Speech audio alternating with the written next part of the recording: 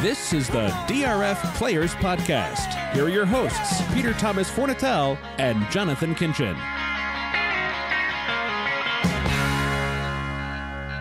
Hello and welcome to the DRF Players Podcast. What a weekend of racing we have ahead of us. Just to get the housekeeping in order first, this is show 324, the April 6, 2018 edition. I'm your host, Peter Thomas Fornatel, not coming to you from the Brooklyn Bunker today, coming to you live from Lexington, Kentucky. If I look out my window right now, I can see the white fence of Calumet Farm. That's how deep in the bluegrass I am. Very excited to be here for a chilly but cool, in the other sense, weekend of racing. I'm joined today on this show, as ever, by my podcast co-host.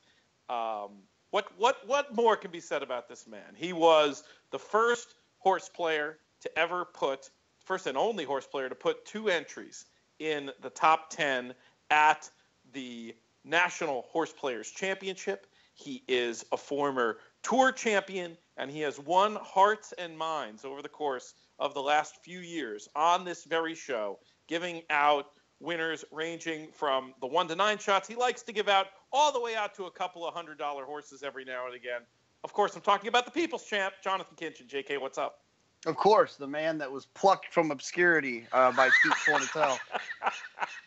And Steve Bick. I think Steve Bick helped too. I realized afterwards I should have given him co-pluck credit. Who was it?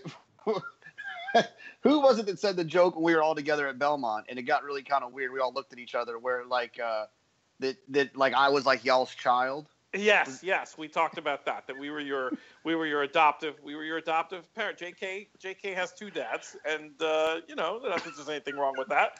And that was me and Steve. That's metaphorically very true. All right, we have a loaded show. We are going to do so much more actual handicapping on the show than we've done in a very long time. We have loaded stakes-studded cards at Aqueduct, of course, at Keeneland for opening weekend, and then also out in Santa Anita. I think based on the forecast, I'm kind of, don't tell anybody, but I'm kind of wishing we'd opted for the Santa Anita journey potentially this weekend. They are actually saying it's going to snow at Keeneland on Saturday. I'm figuring these races are going to hold together, regardless of the weather. Too big of a deal, too much at stake. And I'm just hoping we get some sort of warm wind to blow in, so we don't need to stress too much. I'll just start with this general question of the Eastern racing, JK, especially the racing here at Keeneland. How much, if at all, is this weather affecting your handicapping? Yeah, I try not to let it get to mess me up too much, because I think what happens is if you start predicting weather to happen, you start handicapping thinking about the weather happening, and then if it doesn't happen, then you've got a whole card that you handicapped based on something that didn't even happen. I prefer to handicap as it's going to be fast and firm with little small notes of, maybe I'll circle a horse in a certain color, like, hey, if it does come off, let's take a look at this one. Or if it does end up being soft, let's take a look at this one. But I don't make any solid decisions based on what the weather may or may not do. Probably wise. And it could just be, for the grass horses, it could just be unusual ground, tacky, whatever you want to say. It could play a role, but it's just too hard to know what that role is going to be. But it's not going to be the ground that I think you typically see here early in the meet, which, as I recall, is much further off towards, real spring ground as opposed to this weird wintry spring hybrid. But we'll touch on that on the races as we go through. I say we go from east to west, JK, and we start off with these 5 graded stakes at Aqueduct. Have you had a chance to look at these Aqueduct races? I have. And one little thing just to keep in mind is the good thing about Keeneland is that there's only really one grass stake. It's a turf sprint, which, you find the speed there anyway. It's really not a whole lot to worry about. tipping your hand potentially. There are some interesting turf horses meant to run on Friday and Sunday at Keeneland. Hopefully everything's going to stay together, like we said. But wherever you are, stay warm. I brought the full Cheltenham ensemble with the winter coat and the winter hat, and I'm not messing around here, JK. I've been sick all winter, and I'm not gonna get infected at the beginning of the spring once again. I'll be bundled up. You won't be seeing me at the paddock as much as hunkered down in the green room and the bluegrass room this weekend. All right, let's start with race number 6 at Aqueduct. It's the Gazelle. What did you think of this one, JK? And did you agree with the Timeform US assessment that a fast pace might be on offer here? Yeah, well, I mean, I think it's always the case when you have, 5 of 6 horses in the race that are stretching out to a sense, going a distance that they haven't gone before. Midnight Disguise being the only one who's navigated 1 1/8 miles and did it successfully. So, obviously I'm going to give Midnight Disguise a little bit of consideration based on that. The horse obviously can run at 1 1/8 miles, 1 by 4 last time they ran at 1 1/8 miles. Won last time in the Busher going a straight mile. It feels like the most likely of the group. It probably won't be much of a price. I'm going to give the horse shipping in from Laurel a little bit of a shot. Smoking Patty Lassie. I think Patio Prados out of a Macho Uno mare suggests that any added distance won't be a problem for that one. Undefeated. I think that she's one that could possibly pose a little bit of value. All those ones could be problematic when it comes to people betting her, but I feel like Midnight Disguise is likely to be the favorite. It's tricky handicapping. I don't know if you mentioned that we're doing this early. It's tricky without a morning line sometimes. Yeah. To see what's going to happen, but one of those two for me. We are doing this on Thursday instead of Friday, so that I did get up early and put a couple hours into looking at these races to make sure, hopefully we have something to offer here that's valuable. But yeah, I was going to guess the betting was going to go the other way with those two, just looking at the buyer speed figures and the ones with Smoke and Patty Lassie, and I landed on number 3, Midnight Disguise. I liked the finish last time, and just felt like another great setup could be on offer here. But yeah, I definitely think those are the two I looked at the longest in this race, and it'll be interesting to see how they bet. But in any case, I'm not getting beat by number 3, Midnight Disguise. I think the connections, the jockey and the trainer, and running at Laurel last time will probably have a negative. Well, I don't want to say a negative effect, an effect in the direction of a higher price rather than a lower price. Right. Well, that's entirely fair. We'll know a lot more. David Aragona does such an excellent job on the New York morning line, and be curious to see how he sees it. We'll know a lot more when those lines come out a little bit later today. Let's move on to race 7, JK. It's the Excelsior, and I will give my opinion in this race in the form of a question. Do you feel like we could excuse that race last time from Harlan Punch? Yeah, I mean, look, it was obviously not the distance that the horse is going to be traveling today. It's 7 furlongs versus, the 9.5. So, or the 9, excuse me. So that's obviously a little bit of a different scenario, different setup.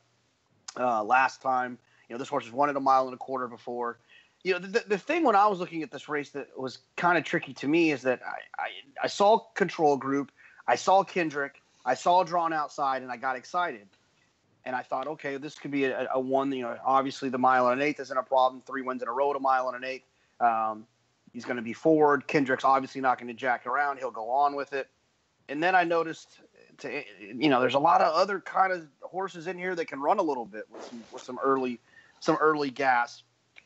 I wanted to roll with our boys at 10 Strike and Zanotti. I got a little bit nervous what Paco's going to do, because I'm going to need Paco to kind of maybe take back a little bit. If they're going to run a little bit up front. So I think that horse deserves a little bit of a look, but I ultimately landed on Backside of the Moon. It's interesting with Kendrick off. Kendrick couldn't find the front on this horse. Drawn inside. I don't think Trevor's going to find the front, which suggests this horse should take back, save ground on the inside, and I hope that they run fast enough in front of me. I would feel good just using the 1 and the 7 here from kind of a scenario standpoint. Either the 7's going to be dead loose and go on with it and win, or they're going to run with him early, and I feel like the one's going to be the one that I want closing into this. I wouldn't leave out Harlem Punch. I mean, watching the race back, the break wasn't very good. Horse actually ends up galloping out best, like kind of somehow, despite a troubled journey, just suggesting that there's a little bit more in the tank. The last race is ugly, and it could be an indicator of declining form, but it could also just be a blip on the radar, and that's where I'm gonna land in the Excelsior. So we got 3 different ideas for you there for folks putting together multi-race bets. Let's go on to the Carter. What do you think? Green Grotto, Lightning going to strike twice here, JK? Oh, no. I've been waiting for this horse to run back in Army Mule, and I think it says a lot about Todd's confidence in the horse to run him in a grade 1 off of a 66-day break. The horse ran huge last time, 129 time form figure. I think this one could be a special one for Todd, and that's the one that I'm going to lean on. And in most situations, I would try to get away with just a single here. Obviously, I think the horse will be bet. Yeah, I think the horse will be bet pretty heavily, but I think the talent of this one is it might be too much for the rest of them. The talent's undeniable. I mean, we have no idea how good this horse is. Only the 3rd start unexposed. And obviously will be on my tickets. I was going to pick-wise try to go in another direction just because it just, to me, it's a big ask in a pretty deep field. And I couldn't get off. I don't know how many more times we're going to be able to use this angle, JK, but picking these horses that spent time on the dead rail at the Breeders' Cup, Awesome Slew falls into that category. So that was one that I was going to attempt to give a shot here. So Cassie's numbers are definitely below his baseline off these type of layoffs coming back in graded stakes, but I'm just not too sure that's enough to get me off an angle that I know I like and a horse who I know has a lot of talent. Do you see a case for would Awesome Slew be a saver for you potentially, or are you taking another view? No, he's always one that can be tricky. The thing about Awesome Slew I think is interesting, and maybe today when you guys are at the Thoroughbred Club with the Prince of Keelan betting baseball and betting the Masters, you can get Jake to text Angel to find out how Johnny ended up on Awesome Slew for Cassie when you would think, as he always does, ride first call for Todd, how Joe Bravo ended up on Army Mule. Might be some interesting inside information. That's I'm sure, don't you think, it comes down to just a commitment. Here you have a grade 1 horse plotting out a campaign, a race like the Carter, such a prestigious race. Army Mule, it was probably like, should we, shouldn't we? We're not sure. We'll see how the horse is doing. Not going to commit. You get a chance to ride, legit grade 1 chance like this. I'm guessing they had just committed to Awesome Slew before Army Mule committed to the Carter, but I always like those kind of stories because it teaches you a lot about how the game works, and it also, I think, helps you sometimes as a horse player to not take that stuff so literally when you figure out some of the strange reasons sometimes why certain jockeys end up on certain horses. You obviously don't see it as a negative at all. Generally speaking, how much do you pay attention to the games of musical jockeys that go on? I pay attention to it, but I pay attention to it more at the lower levels. And not some, I think it's probably a little bit more valuable when it comes to like the claimers and horses who just broke their maidens and stuff like that. I think there's probably more of a story to be told there. When you get up into these bigger horses, these more expensive horses, these more powerful connections, you start to see allegiances there that don't really relate to just the one 4-legged animal we're talking about on the day, but potentially the other ones, right? When you look down at the Awesome Slew situation, you notice that Johnny is riding for Cassie and Live Oak. Well, he also rides for Cassie and Live Oak on another very talented horse who might not have run as well last time in World Approval. So there's that connection there. And you'll see those things from time to time when it comes to and actually using Johnny as another example. I think that when you see Johnny on a Rapoli horse, it's probably, he gets off of another horse for a Rapoli horse. It's more about the Rapoli thing, in my opinion, than it is something else. So I think that you just have to pay attention to it, but it's not set in stone it leads you to a smart decision.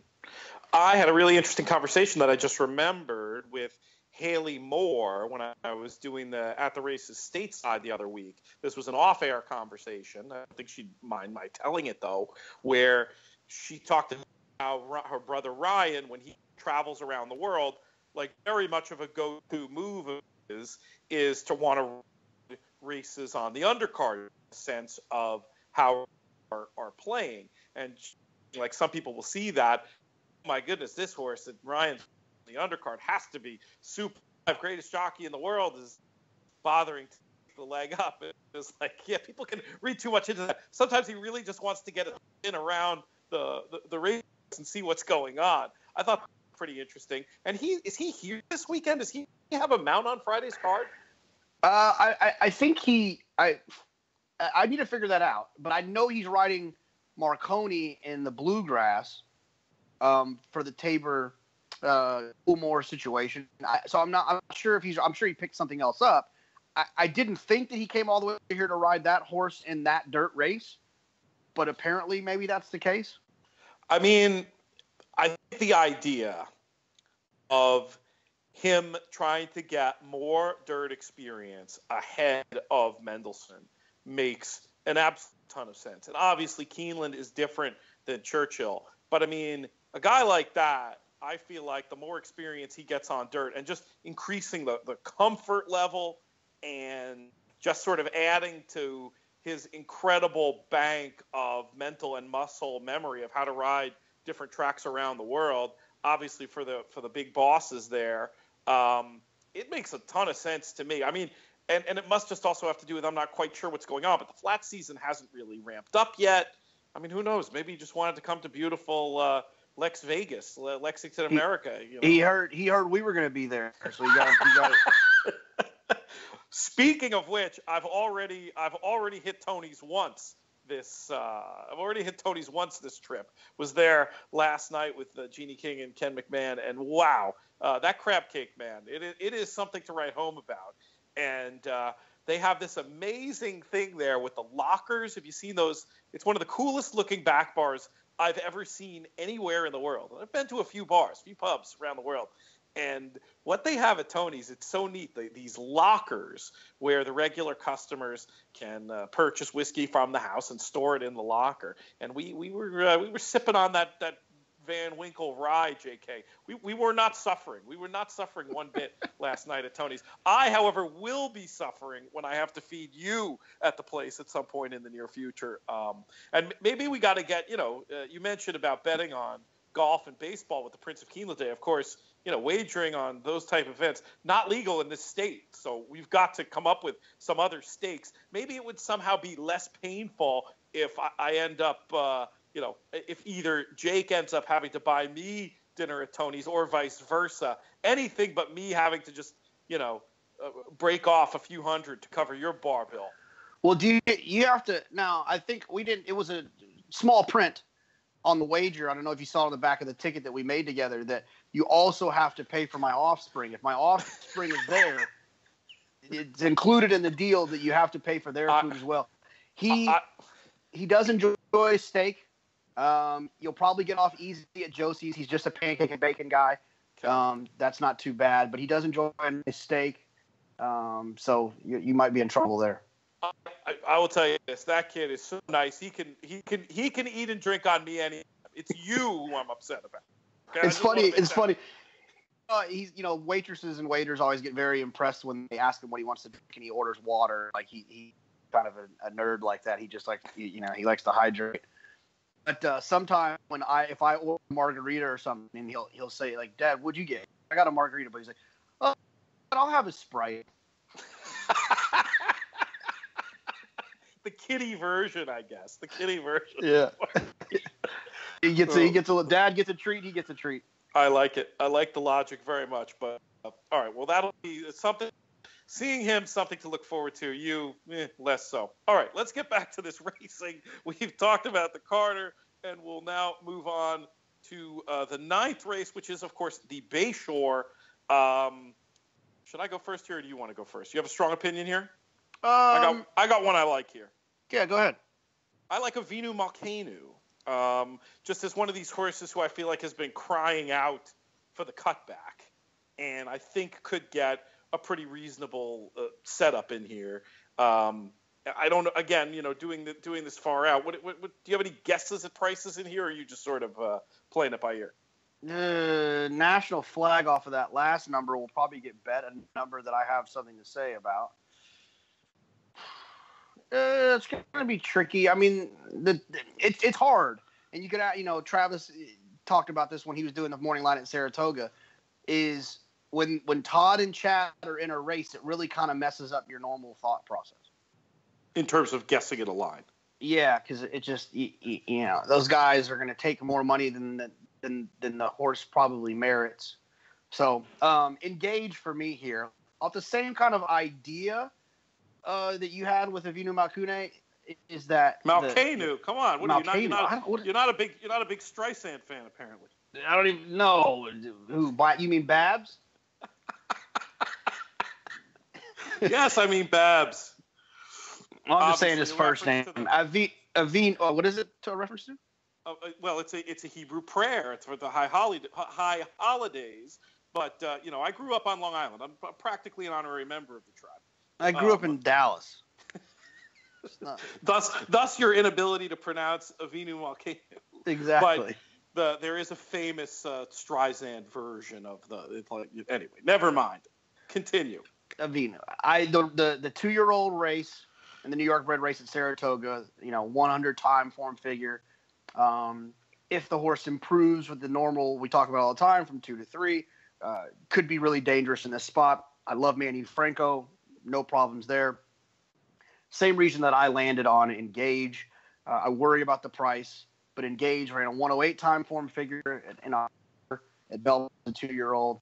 I've been training leading up to this. I'm very hopeful, and this is I'll be honest, this could be like an anti-marketing if it doesn't, but very hopeful that in the past, the DRF workout report, as we start to shift away from Florida, they still include the workouts that they've accumulated from Prairie Meadows and Palm Beach down when they're running an Aqueduct Keeneland. So I'm hoping that we'll be able to see how this horse is working. Prairie Meadows, Palm Meadows. Prairie Meadows? You sure did. Mistake jar. Clink, clink, clink, clink, clink, clink. I don't know why I said Prairie Meadows is the premier racetrack in America. That's what I knew what I was talking about. In Iowa, maybe. In Iowa. But, yeah, so I like Engage. I'm against National Flag. If you look at National Flag's last race, you'll notice that a horse behind him was a horse that I selected, whether it wasn't last week, the week before that, Belle Tapisserie, and that horse didn't come back and run very well. I think the figure might have been a little bit elevated that day. I'm going to downgrade National Flag's 116. I think that National Flag will get bet off of that, and I'm going to take the one of the 2-year-olds, Engage and Avinu.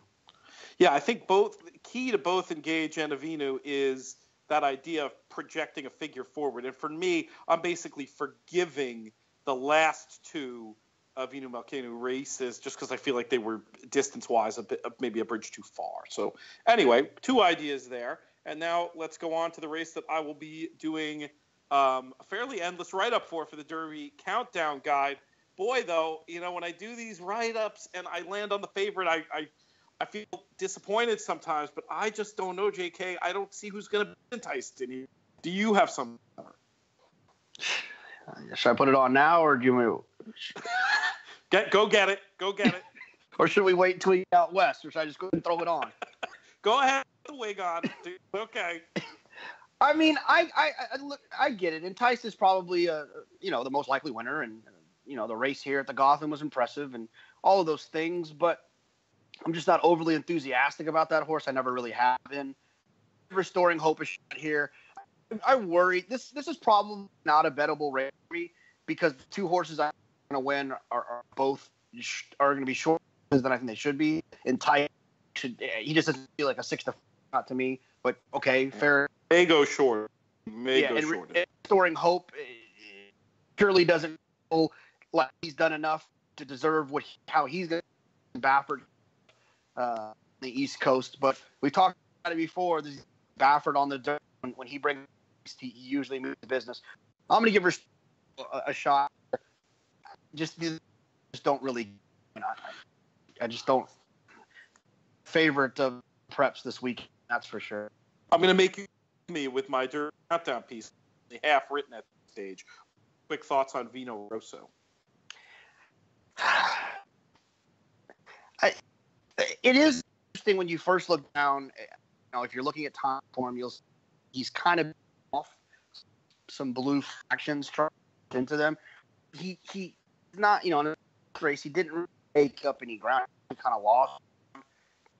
He kind of held the position in full.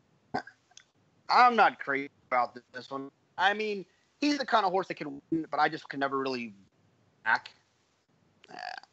I know a lot of opinion about him. Never really been a big fan. I wasn't after his allowance win going into this Davis. I didn't really like him much. I didn't like him in Tampa Bay Derby, so I'll probably stick to that.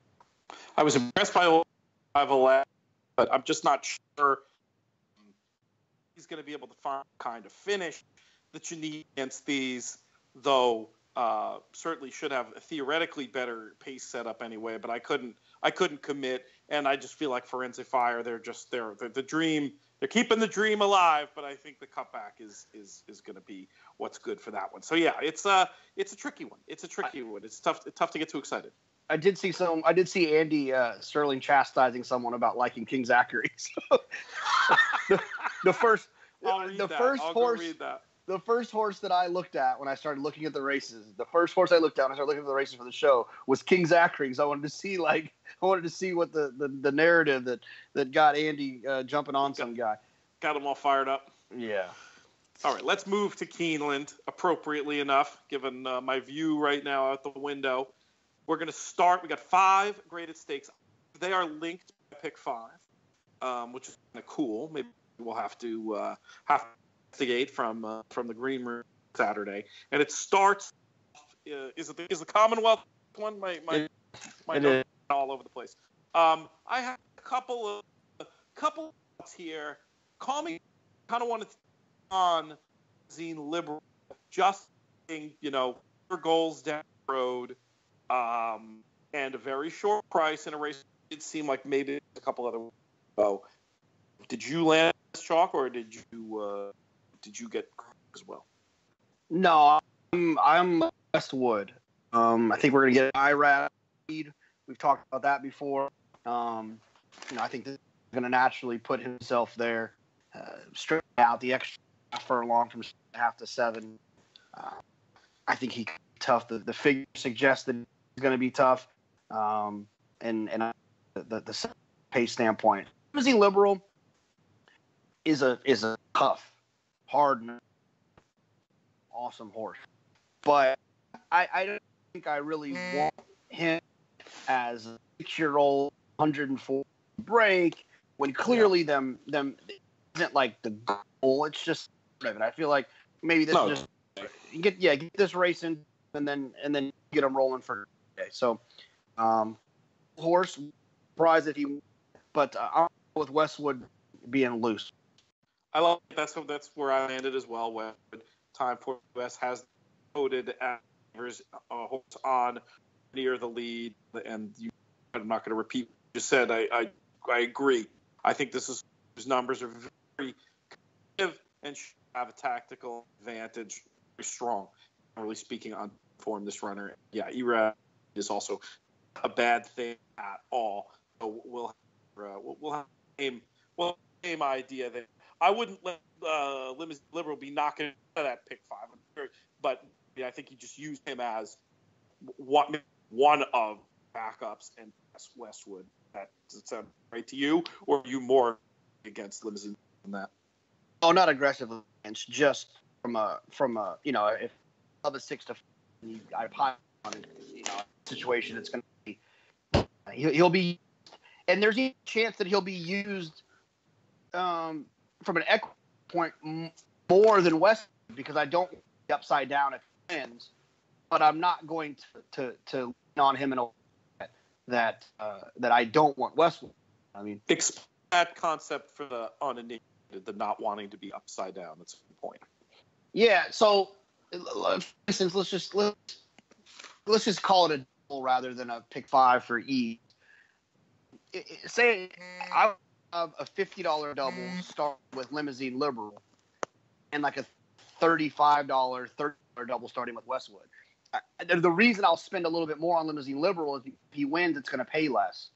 And I don't want to – I'm fine with spending a little bit more money to cover that scenario.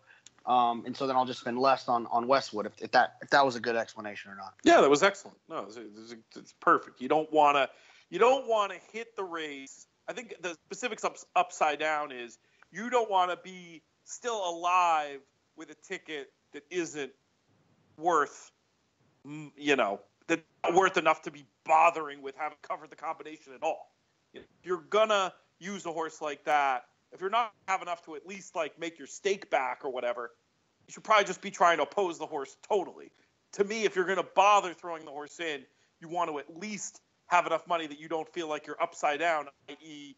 in a untenable, rotten position going forward on the bet, even if the horse wins. Because at that point, you should have just opposed the horse. Fair? Absolutely. All right, let's go on and talk about the Shakertown, the aforementioned turf sprint, where you're just going to be betting the speed of the speed. I'm going to try to get they're not long shots. They're going to be, but I don't think they'll be favorites. I know they won't be favorites with Disco Partner in the race. I had my eye on Butte, who I thought it was interesting to see. Apparently has experienced the ultimate change since the last race. JK, first time Gel. I just thought the trip looked like it might work out, and this is one who has some numbers that, if you project any improvement at all, going to be very dangerous. And then I was also taking a look at number 7, Will Call, who's versatile in terms of running style, in form, and on speed form. I mean, that half length gold, that's very dangerous potentially here. I'm going to guess you think mine's going to be too far back. Yeah, Keeneland is one of those places where I can just always remember these horses winning wire to wire on me. That I'm like, how did that horse win wire to wire? I don't know what it is, but this is one of the places where I learned turf sprint, speed to speed, even though it is 5.5 and not the flat 5 we see at Churchill or at Gulfstream. So I'm going to talk about 4 horses, one that I don't like and 3 that I do. The one that I don't like is Disco Partner. I made all the excuses in the world in the Breeders' Cup that they were going to fly and that he could pick up a piece. I didn't think he could win going 5, but pick up a piece going 5. He did that. However, I think this is a completely different animal. He's coming off a long layoff. This isn't like the goal. There's a lot of different things. He's drawn outside. He's going to have to circle no matter what circumstance he finds himself in. He's going to have to circle the field. He's going to have to circle a lot of horses. And I'm going to completely fade Disco Partner. He won't be on a ticket. Wow. Oh. And there's the value of the entire pick 5 bet, is if this horse finds a way to get beat. The horses that I am going to use, or a couple that I do want to use, is I do want to use Loose on the Town. Time Form has the horse being 7th early. However, I believe that's because of where he's shown up in his last 4 dirt races. He hasn't made the lead in any of those. If you look back to to Loose on the Town, when he won the race here at Keeneland, April 23rd of last year, and then also at Belmont, he was forwardly placed. I think he will be a little bit more in the race. He's drawn outside. He's kind of got to go on with it. I think he'll be forwardly placed in that spot. Late Revenge at 30-1. When you're running 165s early on the Time Form US scale and 168s and 139s and 140s, that's the speed of the speed. He's drawn outside. He'll go on with it as well. He's one that I'll definitely use. If for whatever reason the snow comes and they do come off, we talked about it, circling. It's a very cheeky move, in my opinion, for DePaz and Sagamore to put Recruiting Ready in this race. He's got a ton of speed. He'll go from the far outside if they come off the turf. And so I think that's why they entered him, and he's 50-1 on the morning line. I wouldn't ignore him if that happens. I think that's a fair point. I do not think they will come off, though. I mean, I would have to it would be a big surprise. But, yeah, that's connections potentially thinking ahead. You never know. And some definitely interesting thoughts. So if you're taking on Disco Partner, how many do you think you're going to use on your ticket here? If we try to do it efficiently, though, I mean, I would use a lot. I would use Commute. It hurts my stomach. I would use Buchero. Remind us of your history with Becerra. He won at Keeneland last year in the Woodford, or in the fall in the Wood, when I needed those other horses to put something great together there. So he won't be given for that anytime soon. Anything under 10-1, if you're going to try to take on the horse to be bet, is you need to consider. Will Commend. I'm not going to take anything like a horse like Tom Mullane. I'm not going to take him from way out of it with Julian. So he's not going to, even though Julian is really good in turf sprints, I think he's good with horses that have a little bit of weakness. This horse is going to come from the clouds, and I'll probably fade that one. So, so you want to spread a little bit in a spot like this where you're on 5-2 shot. All right, let's move on to the Madison loaded field, a little mini Breeders' Cup feel here, JK. And I'm going back to my pet angle. I'm going to take one who was Breeders' Cup, raced down on the inside, has had a race since, but on the turf. I'm talking about Finley's Lucky Charm was the one I thought might be able to work out a trip and get it done here in this loaded looking race. What did you think of it? Yeah, no, I like her. She's always a formidable opponent for all of these fillies and mares that show up in these sprint races. I don't think the 7's a problem for her. I think she can get the 7. Obviously if they go too quick, that could be problematic, but she's kind of not the speed of the speed, but she's definitely going to be in the mix. I think this is one of those races where you try to get cute with all these other options and Lewis Bay wins for fun, and it's kind of annoying, but Lewis Bay obviously is one that I would consider. If I was trying to get interesting here, I think Salty is one that I'd get interested in. She's been crying for this cutback, I think, for quite some time. She found the one-turn mile to her liking last time at Gulfstream. Now she's going to step it back even a little bit further with the 7. Last time she ran at 7, it was when she broke her maiden at Gulfstream. So I think Salty kind of found herself on the 2-turn trail throughout the year. You even saw her. She ran 3rd in the Alabama, for crying out loud. And now she's going to finally get where she wants to be with a prep, a race under her belt. The Cassies do really well in Kentucky. Salty is going to be my top pick here. But Lewis Bay is, he's probably going to win at 5-2, and we'll all be annoyed.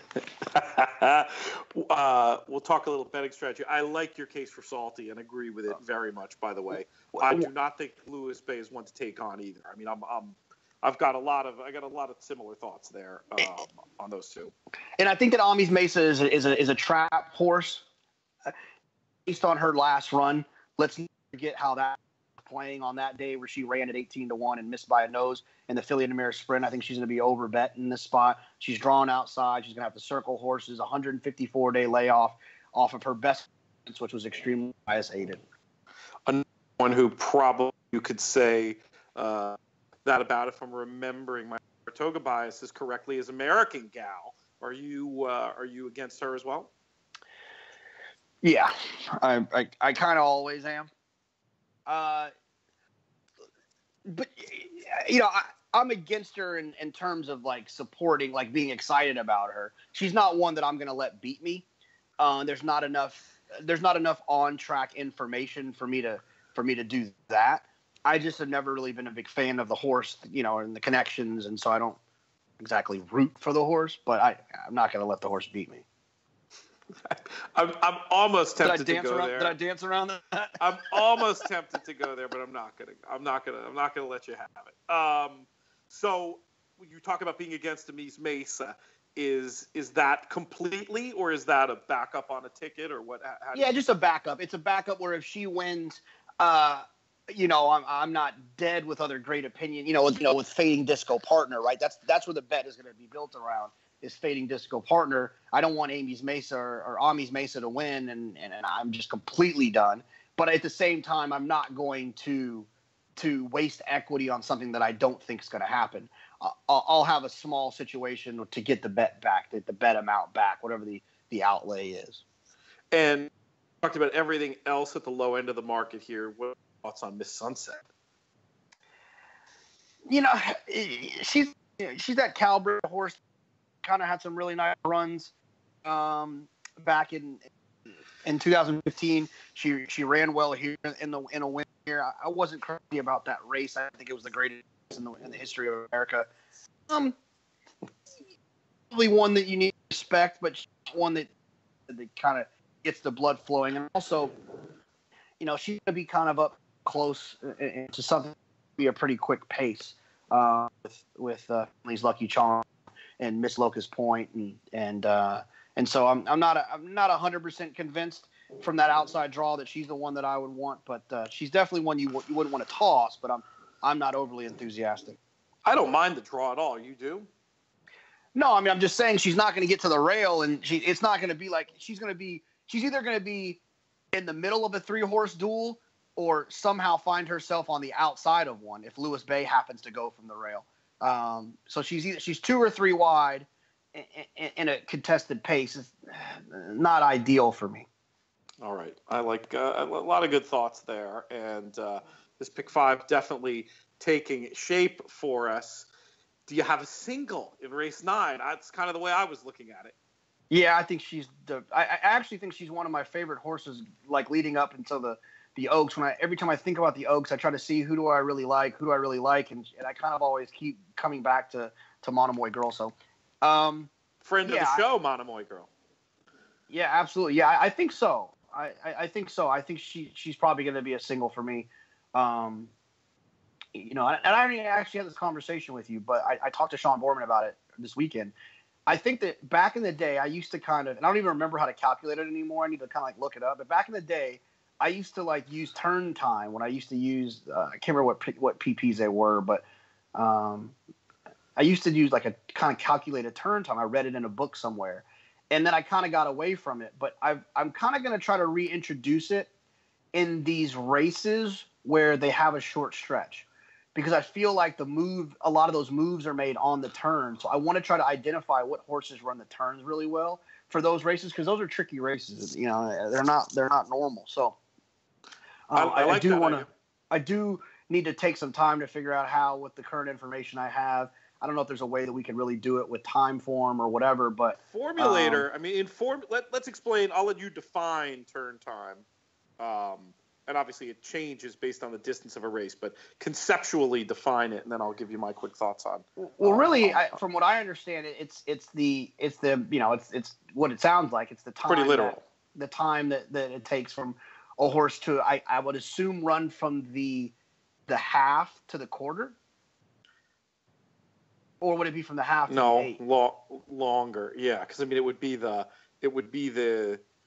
Well, again, it depends on your configurations. Where's Brohammer when we need him? This is one of his concepts in modern pace handicapping. It's going to totally depend on what your course configuration is. But the idea is to find the time from where the horse enters the turn to where the horse comes out the other side on the stretch. So in a 6 furlong race, around one turn, what you were saying would be accurate. And the idea is that the way that a lot of races play out, often lost portion, and you find sort of horses who are better maybe than their final figures suggest by looking at those. Even if you're just looking at raw fractions, which you can do pretty easily in Formulator, if you go to, you can look at incremental pace for each individual horse, and you might see some things that stand out. We'll return to this on a quieter day, especially after you've had some time to think, JK, about how you might try to identify those numbers. But did this come up because Monomoy Girl had particularly good turn times, I'm guessing? No. What I'm saying is I'm going to, if I was going to use someone other than her, it might be one that jumps out at me in that regard. Gotcha. And I don't know who that is because I'm still trying to wrap my brain around it. But I thought it was an interesting enough topic going into Keeneland that has the mile and the 16th races that have the short stretch. If someone else has in the way they look in racing, they can identify that. It's something that I would definitely take into consideration because I think it's kind of a powerful angle considering that the moves are often made in those races in those turns.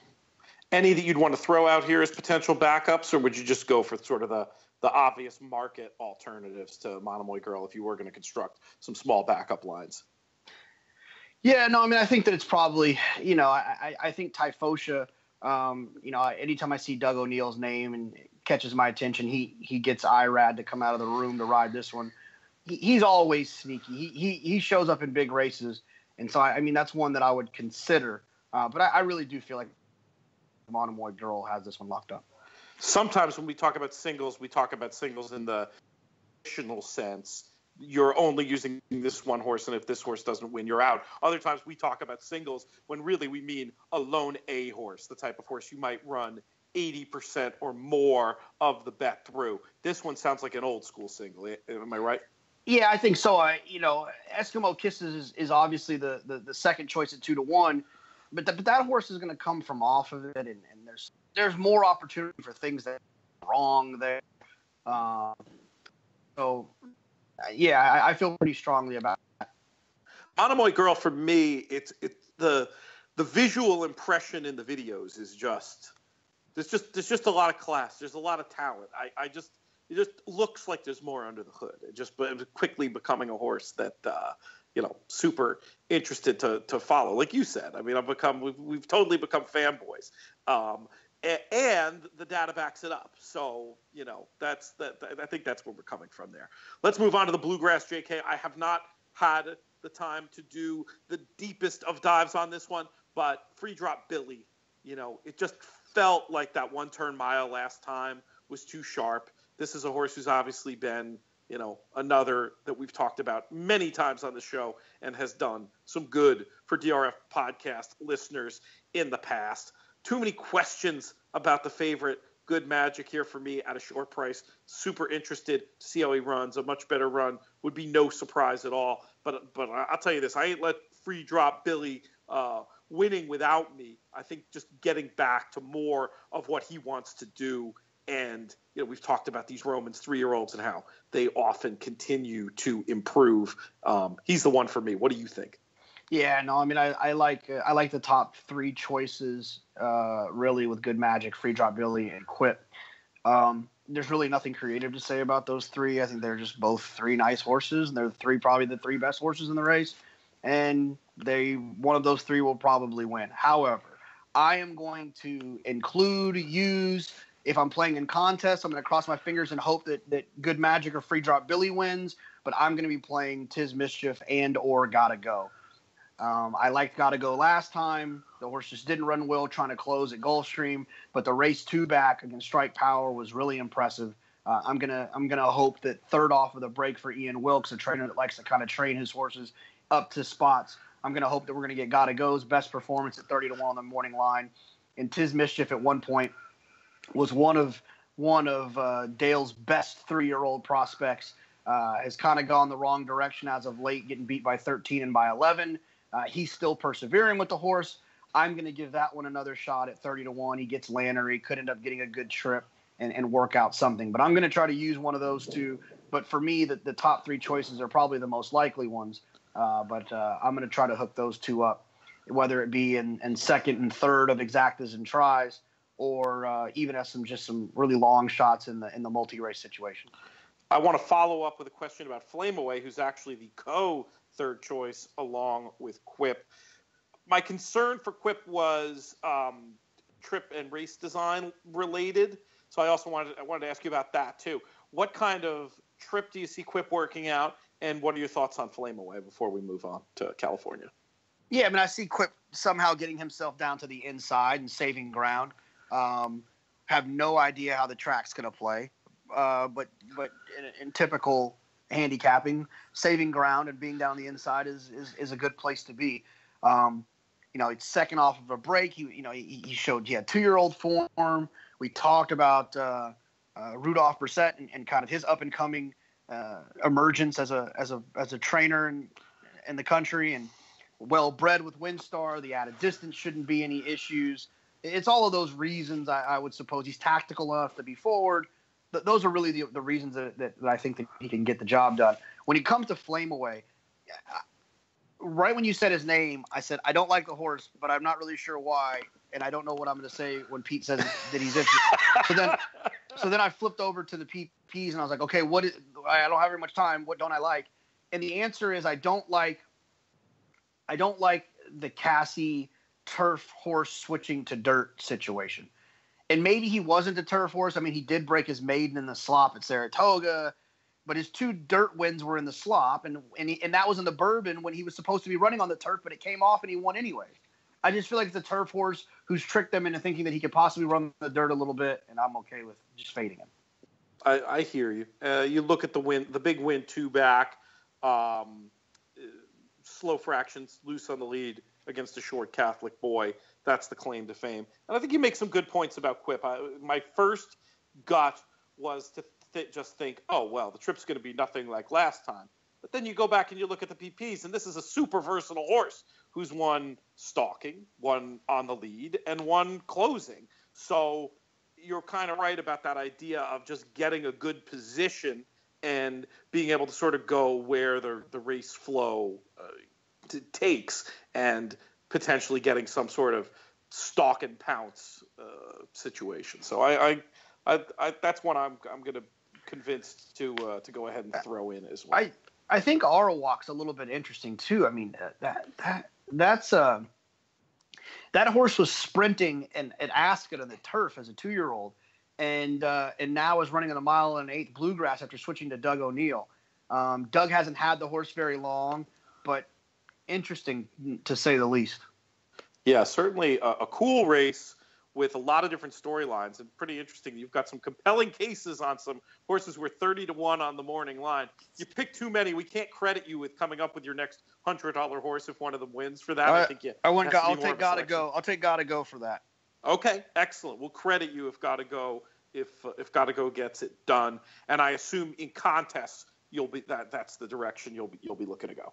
Yeah, I mean, hopefully, if the feeders go well this week, we should actually talk about contests before we hop off. But if the feeders go well this week, I'm going to try to get a Keeneland entry on Saturday. I'd hope to have 2 entries on Saturday, and I would like to be able to be in a position where I can use Gotta Go and Tis Mischief, and then just hope that Good Magic or Free Drop Billy win at a short price and it doesn't hurt me much. There you go. Let's go on to the graded stakes of California. JK, have not had a time to look at these, so I'm going to leave it to you, our resident SoCal expert. And, I agree, we should talk tournaments. We only have 10 minutes left in the whole show, so I want people to hear your thoughts on these races, but we don't need to dive into them fully. Heck, we've already talked about 10 races today. But have you had a chance to look at these Cali races? Because if you haven't, we could give them short shrift. But no. They love your stuff out there. Start with the Providencia. I didn't look at the Cal Stakes. Oh, the Providencia. Yeah, I didn't look at the Providencia. Well, let's just go ahead then. If you have a thought on that, you could tweet it out later. People love your SoCal stuff. Yeah, we'll go Santa Anita Derby. I mean, I'm a big believer in this horse. I think he's pretty special, and call me a sucker fanboy. I just want him to be special. Racing is much more fun when we have a special horse. And not that Bolt Doro can't be that special horse, but something about Justify gets me excited. And I just think he's talented. He's drawn outside. We'll see if Mick Ruiz is telling the truth like he did last time when he said that Bolt Doro was 80%, and then he showed up in the front runner and freaked. So Justify for me. I wouldn't need anyone else. Wow, that's bold. I mean, I would think you've got it all locked up if you throw in Bolt Doro, and it just scares me because we've seen this movie before, just like you said. 80% after the race at Del Mar, he says, and everybody's like, yeah, well, whatever. And then he goes and runs off the screen in a figure. When did that figure come back? And remember, Beyer had said it was artificially depressed. If he'd left it alone, it would have been like a 115, 116 or something like that. If he's going to do that kind of jump off the performance last time, even the great Justify might be running for second. I can't separate him, JK. I'm just excited to watch this as a horse race, not a gambling affair to me. But it feels to me like you're just rolling the dice, or do you have some reason? Explain the logic of not even using Bolt Doro. Well, I'm not gonna, put my house. I'm not gonna wager my house on the way. What I'm saying is that, in my opinion, in a situation like that, where the race is clearly locked up with 2, if you can pick one, you get so much equity in that situation. If you just pick one of them, because your ticket is going to cost twice as much if you use both of them. So if you can knock that down, you can have your ticket for twice as many times for the same amount if you just use one. And so that's what I'm subscribing to. I'm going to just try to to pick one of them. If you like the other one, then pick Boldoro. I mean, not you, but whoever. Don't pick both. If you play a multi-race wager and you use both of them, in my opinion, that's silly. Pick one and really try to hammer your opinion on the day. I don't care if you like a 30-1 shot later. Just pick one. I would argue if you like a 30-1 shot later, you've got to use both. Press one. No, then Press play the one. pick three. No, then play the pick three. I see your point. Okay. I'm talking about a sequence where you didn't have that option. I think it's silly to let that horse beat you if you've got good equity in your ticket elsewhere, I guess is what I'm saying. Yeah, it's a difference in philosophy. Yeah, but I'm just saying just play the pick three then. Don't play the pick four. If you have to use both of them, then don't play the pick four. All right. Let's move on to the Royal Heroine. Have you forgiven Enola Gray for knocking us out of that pick six at Del Mar the other year? No. Well, yes, but they're gonna fly in this race. Sassy little Lila drawn outside. Obviously, a forwardly placed type. Mongolian Shopper stretching out from 6.5 in between her and the runaway Enola Gray last time, who's fresh off of a 280-day break. They're all drawn outside, and not to mention Thundering Sky has a little bit of pace in her lines. If you look two back, they're going to run in front of her. I'm going to look at Beau Recall to come running late with Joel, who's obviously patient. Ask Mind the Biscuits. Just kidding. Mind your biscuits. Did you like that in my tweet for the last? Very funny. I had to call us on that. And then I'm going to take a look and there should be there's been a Santa Anita workout report. I would make sure I take a look at that and see what the word is on Sophie P for James Cassidy. DP Racing, they do this often. They get these horses from Europe and they come over here and they win at big prices. I don't know if this one will be a big price, but Timeform, her last race, she ran a 116 in England. And so that kind of fits in here. If she can improve a little bit, or if she happens to enjoy the first time LASIK. So one of those two, the two or the three for me, Sophie P or Beau Recall, to pick up the pieces as it falls apart. I like it. In terms of your own betting, other than contests, what are you the most excited about of the sequences we've discussed, the Aqueduct, Santa Anita, and Keeneland? Where will you handle the most money? I mean, I love Andy Serling and Naira, but I'm not really that excited about that one. I'll watch it, but I'm not overly enthusiastic about it. I'm excited about the pick five. I think the pick five sequence at Belmont, it's Belmont. At Keeneland is fun. I'll participate there with the disco partner opinion, trying to get cute in that spot. And then I'm obviously excited to watch the Santa Anita Derby. That's the race. If I got to pick one race to watch this weekend, that would be the one I wanted to watch. It's going to be great. Got to figure out how we're going to watch that late racing at Santa and still get the dinner at Tony's in. I'll work on it. I'll get to work on that. Few minutes left, JK, and we got to talk about some tournament stuff. Big opportunities this weekend. 3 big Triple Crown preps around the country. 3 big contests on Saturday at DRF tournaments. The one that I'm the most excited about, exclusively at DRFT, and coming up in May, World Horse Players Tour, Santa Anita Preakness. Are you familiar with the terms of the contest? I have them at the tip of my brain. If you don't know them. I am. It's a 1 in 12, $458, 1 in 12. I actually saw someone tweeting from their basement the other day, probably not their basement, but someone else's basement, tweeting about the takeout of one of the. Maybe their mom, their mom's basement. Possibly. Somebody tweeting from inside mom's basement, essentially. Inside the basement. Here's the thing. The feeders that were going into the qualifiers, right? Feeders are the ones that happen during the week for the lower amounts that don't get you a seat to anything, but they get you a spot in an event that gets you a seat, which is a qualifier. Okay, so the feeders have a stout takeout. They have a stout takeout. However, the qualifier, if my math is correct, is like 10%ish, if not less than that. So JK tries math, succeeds. They're under 10%. Yes, right. That is not a bingo square. You nailed it. So it's a pretty cool opportunity. There's already 16 people in it. It needs 1 in 12, so I would think that it will get to give away at least 2 seats, if not 3 seats. 36 would be exciting. So if you're planning on playing in the Preakness Challenge at Santa Anita. This is definitely a qualifier with some good racing, lots of stakes races that are going to be involved in this sequence. And it's, like you said, it's low takeout. So check that out. I'm going to be playing in the Keeneland contest, trying to get qualified for the Grade 1 Gamble that's happening out at Keeneland in Lexington, not this weekend, but next weekend on next Sunday, the 15th.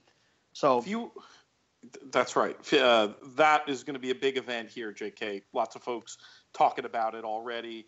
The qualifying has been fast and furious for the Grade 1 Gamble. Of course, you can also play in the Spring Challenge. Question about the World Horse Players Tour. Somebody was asking me, I'm a little concerned about the idea that I'm going to come out to the Preakness. It's a 2-day contest. Only the top 8 make the final table. Isn't that a long way to go to potentially only play in 1 day of contest? I spoke to Nate Newby actually yesterday, and they are we've known they were going to do this, but the rules are going to be out for the consolation contest that it's going to be happening on Sunday. I might be a little bit out of school, but I think it's a $1,500 live bankroll, $500 prize pool, $1,000 live bank. And it'll be just the same rules pretty much as Saturday, the Saturday live money tournament, but it'll be on Sunday. So if you don't make the final table, you will still be able to get up, come to the racetrack, and participate in an event to get seats to various situations. I'm not sure if he's going to give away a Pegasus or NHC or what they're going to give away at that, but it'll be cash prizes and as well as some other seats to other contests. And keep in mind, I think it's going to be a fun atmosphere. The TV show, the final table, will be filmed, and it's not going to be like open, but there will be, for contest players, for fans of the show, some limited opportunities to come in and play in the console and hang out and watch us make fools of ourselves on TV. Check out the new slimmed down versions of PTF and JK as we navigate and narrate all the action at the final table. I think there's going to be some really good energy, and I agree. This opportunity, because of the quality of racing and the low takeout, 458 to buy in, 1 in 12 will win their $5,000 seats. Of course, once again, all the money added. Great opportunity, something fun. We're super excited about helping out to bring this tournament from an idea to a reality, and I think it's going to be great. A couple other follow-up notes at the risk of running over. Craig, text me if you need me to shut up. If you're listening live, some of this stuff may have happened for folks listening Saturday morning, but Friday there's some cool stuff going on. There's going to be some Keeneland-only sequences. Sounds like there might be some added Keeneland Grade 1 Gamble qualifiers. You'll want to take a look out for those, JK. And then Friday night, we have this free roll opportunity to win tickets, VIP trip to Australia for the Everest tournament, sponsored by Sky Racing World. I did a webinar last night with Jason Witham, who's fantastic Aussie form expert, going through some of the races and the championships if folks want a jump. Interesting 2-stage contest. Each stage is an all-in, but you can obviously change your picks after the first day is done. Basically, you'll put in your picks for the 9 races or whatever it is on Friday night, and then when next Saturday's races are drawn, you'll have an opportunity to do the same thing again. Highest score wins the trip to Australia, worth about $6,000 US. The championships, fascinating stuff. Basically, the Australia version of the Breeders' Cup. Some really cool stuff going on, including a racecourse appearance next weekend in, I think it's the Queen Elizabeth, for Winx. Was there one other thing? No, I think that's about it. You have anything else on the tournament front, or any final thoughts, JK, before we get out of here? No, I'm good to go. All right. I like it. Good to go indeed. I want to thank Jonathan Kinchin for putting in some extra work to hopefully give out some winners to the listeners on this show. I want to thank producer Craig. I want to thank Willie Nile for providing our theme song. More of his music at willienile.com. Thanks to Travis Stone for his voiceover. Most of all, thanks to all of you for tuning in and listening. We will be back. I think we'll do the regular time next week. We'll be back on Tuesday. I'm Peter Thomas Fornatale. May you win all your photos.